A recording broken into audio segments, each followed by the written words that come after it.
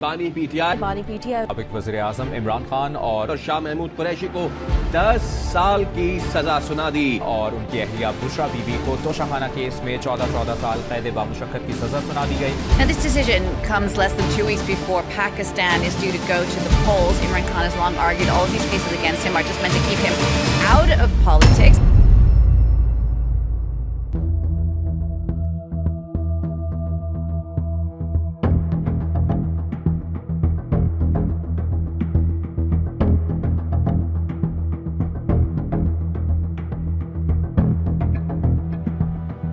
The resolution for vote of no confidence against Mr. Imran Khan, the Prime Minister of Islamic Republic of Pakistan, has been passed.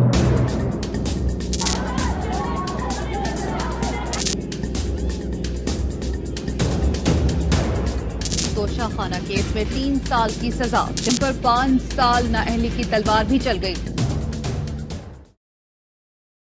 اگست 2023 میں federal investigation agency نے سابق وزیر اعظم عمران خان اور سابق وزیر خارجہ شاہ محمود قریشی کے خلاف الزامات عائد کرتے ہوئے ایک بم گرایا. رازداری کے قوانین کی خلاف ورزی کے الزام میں خان اور قریشی کو مبینہ طور پر اسٹیٹ کے راز لیک کرنے کے الزام میں جنوری 2024 کو اڈیالہ جیل میں 10 سال کی سخت سزا سنا دی گئی.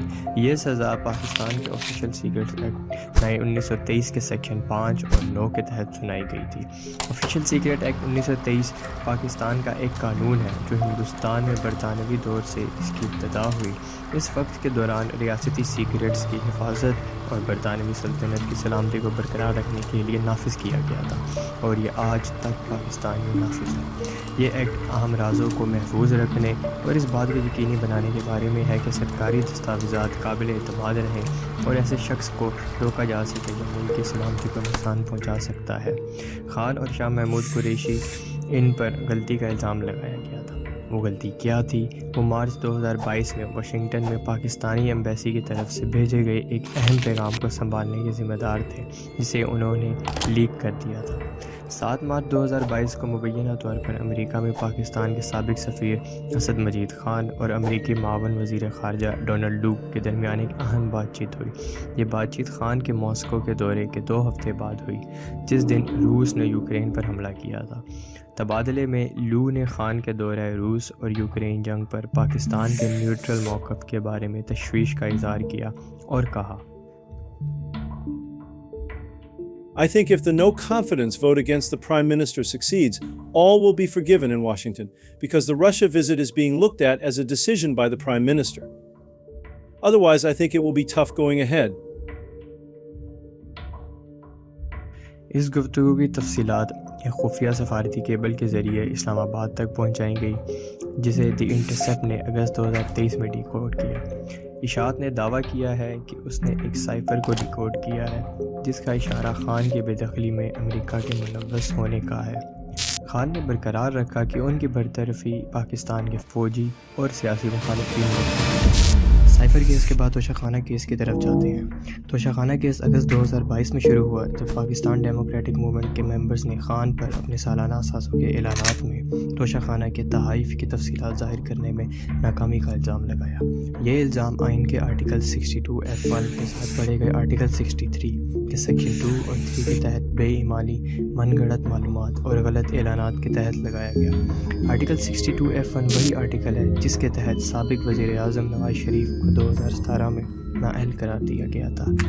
جن لوگوں کو اس کے بارے میں علم نہیں، توشہ خانہ ایک سرکاری محکمہ جو 1974 میں ذوالفقار علی بھٹو کی وزارت کے دوران بنایا گیا تھا اور اس کا بنیادی مقصد ان تحائف کو جمع کرنا ہے جو صدر، وزیر اعظم اور دوسرے گورنمنٹ آفیشلز وصول کرتے ہیں. رولز کے مطابق اگر کسی تحفے کی قیمت پاکستانی 30,000 سے کم ہے تو وہ وصول کرنے والا شخص یہ تحفہ بغیر کسی قیمت کے اپنے پاس رکھ سکتا ہے، لیکن اس سے زیادہ قیمت کے تحائف گفٹ کی اصلی قیمت کے 50% ادا کر کے پاس رکھے جا سکتے ہیں، لیکن انہیں پہلے توشہ خانہ میں رپورٹ کرنا ضروری ہے. یہ پرسنٹیج عمران خان کی گورنمنٹ سے پہلے 20% تھی جو کہ بعد میں 50% کر دی گئی۔ PMLN-MNA بیرسٹر محسن شاہ نواز رانجھا نے یہ مقدمہ دائر کیا اور اس الزام کو لیڈ کیا۔ اس مقدمے میں خان پر تحائف کی فروخت سے ہونے والی آمدنی کے بارے میں معلومات ظاہر کرنے میں ناکامی کا الزام لگایا گیا تھا۔ تحائف میں شمار ایک گراب گھڑی، کف لنکس، ایک انگوٹھی، ایک مہنگا قلم اور 4 رولیکس واچز شامل تھی۔ ان میں ایک ماسٹر گراف لمیٹڈ ایڈیشن گھڑی نمایاں تھی جس کی قیمت $300,000 تھی، جو کہ خان نے فروخت کی تھی۔ Has admitted before the Election Commission of Pakistan that he indeed did sell 4 of the gifts that Khan نے دفاع میں الیکشن کمیشن آف پاکستان کو لکھے گئے خط میں 4 اشیاء فروخت کرنے کا اعتراف کیا اور یہ دعویٰ کیا کہ اس نے انہیں قانونی طور پر حکومت سے خرید کر حاصل کیا تھا اور اس سے کمائے گئے پیسوں سے ایک روڈ ریپیئر کروائی جو کہ ان کے گھر کو جا رہی تھی، جسے اور پڑوسیوں کو بھی فائدہ پہنچا۔ انہوں نے یہ بھی کہا کہ ان سے پہلے لیڈرز جیسے کہ نواز شریف اور زرداری نے توشہ خانے سے قیمتی تحائف بہت کم قیمت پر وصول کیے۔ اگرچہ حکومتی رہنما کو غیر ملکی لیڈر سے ملنے والے تحائف خریدنے کی اجازت ہے، لیکن رواج میں انہیں فروخت کرنا شامل ہے۔ پاکستان کی کیبنٹ ڈویژن کی حالیہ رپورٹ پر نظر ڈالیں تو یہ جان کر حیرانگی ہوگی کہ ان میں سے بہت سے تحائف مفت یا معمولی قیمت پر لیے گئے تھے۔ تفصیلات سے معلوم ہو کہ زرداری نے 26 جنوری 2009 کو ایک Maserati 760 وائٹ لی۔ کار کی قیمت $2.73 کروڑ مقرر کی گئی تھی، جبکہ سابق صدر نے اسے صرف $40 لاکھ ادا کرنے کے بعد اپنے پاس رکھا۔ مسلم لیگ نون کے لیڈر کو 20 اپریل 2008 کو مرسیڈیز بینز کار میں دی گئی تھی جس کی قیمت $40.5 لاکھ تھی۔ دستاویزات کے مطابق سابق وزیر اعظم نے $6.5 لاکھ ادا کرنے کے بعد اسے اپنے پاس رکھا۔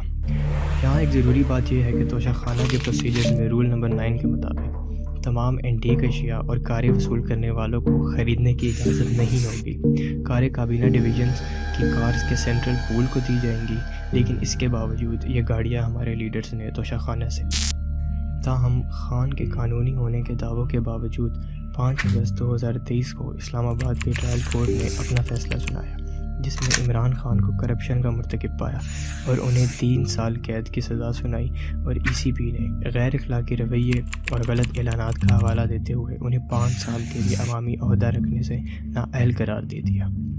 خان کو اسی دن حراست میں لے لیا گیا تھا، حالانکہ ان کی قانونی ٹیم نے سزا کے خلاف اپیل دائر کی تھی۔ 29 اگست 2023 کو اسلام آباد ہائی کورٹ کے 2 رکنی بینچ نے خان کی سزا کو معطل کرتے ہوئے ضمانت پر رہا کرنے کا حکم دیا، لیکن منگل کو اسلام آباد کی ایک خصوصی عدالت نے انہیں سائفر کیس کے سلسلے میں زیر حراست رہنے کا حکم دیا اور خان کو اگلے 5 ماہ تک وہاں سے رہا نہیں کیا گیا تھا۔ اگلے سال 31 جنوری 2024 کو عدالت نے خان اور ان کی اہلیہ بشرا بی بی کو 14 سال قید اور بھاری جرمانے کی سزا سنائی۔ ان سزاؤں کے بعد خان صاحب کو تھوڑی خوشی کی کرن ملی جب 1 اپریل 2024 کو اسلام آباد ہائی کورٹ نے خان اور ان کی بیوی بشرا بی بی کو توشہ خانہ کیس میں ضمانت دے دی۔